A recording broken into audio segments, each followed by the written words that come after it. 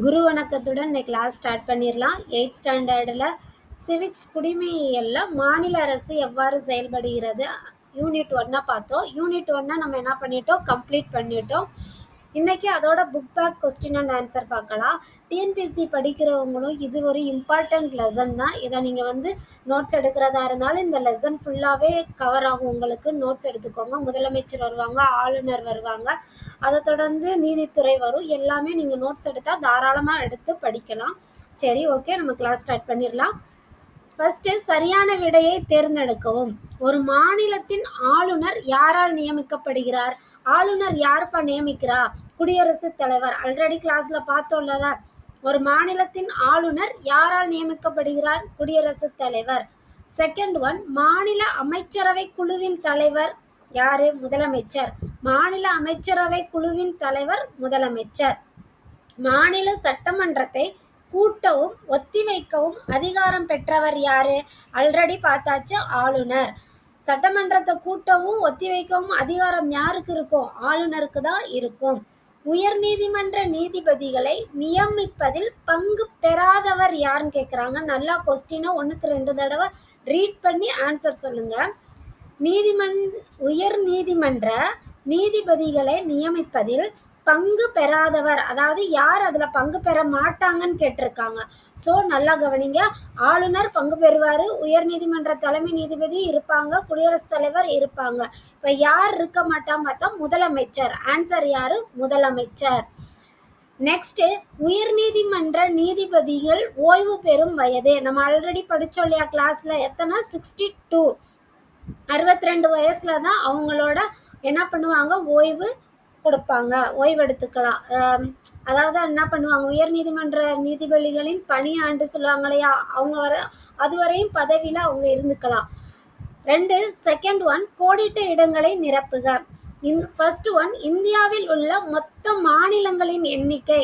நம்ம இந்தியாவில் மொத்தம் எத்தனை மாநிலம் இருக்குன்னு பார்த்தா 28 மாநிலங்கள் இருக்கு.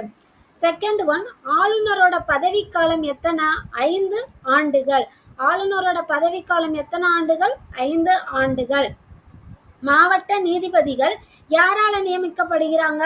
மாவட்ட நீதிபதிகள் இங்க யார சொல்றாங்க தெரியுதா? டிஸ்ட்ரிக்ட் கோர்ட் இருக்குல்லையா, அவங்கள சொல்றாங்க. மாவட்ட நீதிபதிகள் ஆளுநரால் நியமிக்கப்படுகின்றனர்.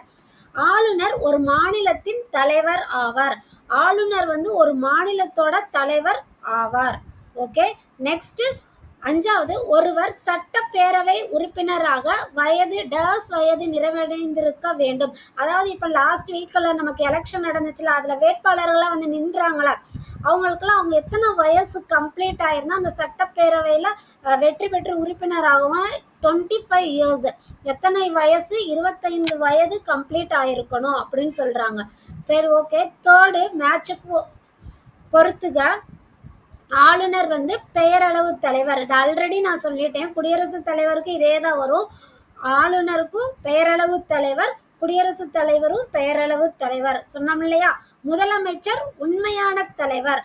முதலமைச்சர் யாரு? உண்மையான தலைவர். சட்டமன்ற பேரவை எதுனா கீழவை தான் சட்டமன்ற பேரவைன்னு சொல்லுவோம். மேலவை என்னது? மேலவை தான். சட்டமன்ற மேலவை மேலவையா தான் இருக்கும். ரைட். இப்போ 4th ஒன், சரியா தவறா என குறிப்பிடுக.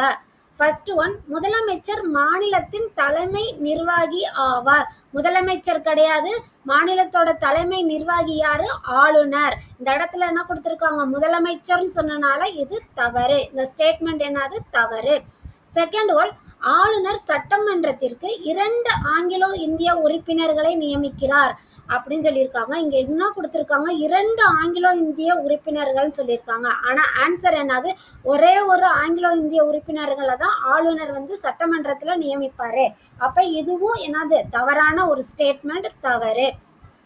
தேர்ட் ஒன், உயர்நீதிமன்ற நீதிபதியோட எண்ணிக்கை நிலையாகவும் ஒரே மாதிரியாகவும் இருப்பதில்லை. என்ன சொல்லியிருக்காங்க? உயர் நீதிமன்ற நீதிபதியோட எண்ணிக்கை நிலையாகவும் ஒரே மாதிரியா இருக்காது சொல்லியிருக்காங்க. ஆல்ரெடி நேற்று கிளாஸ்ல தான் பார்த்தோம். ஒரே மாதிரி இருக்குமா? இருக்காது. அது என்ன செய்வாங்க? குடியரசுத் தலைவர் தேவைக்கு ஏற்ப நியமனம் பண்றனால ஒவ்வொரு மாநிலத்துக்குமே ஒவ்வொரு இடத்துக்குமே அது என்ன செய்யும்? வித்தியாசப்படும். அப்ப அதுக்கு நிலையாவே இருக்காது. எங்கன்னா உயர் நீதிமன்ற நீதிபதியோட எண்ணிக்கை. சரியா? அப்ப இந்த ஸ்டேட்மெண்ட் கரெக்ட். அப்போ சரிதான் ஆன்சர். ஃபிஃப்த் ஒன், சரியான கூற்றை தேர்ந்தெடு அப்படின்னு சொல்லியிருக்காங்க.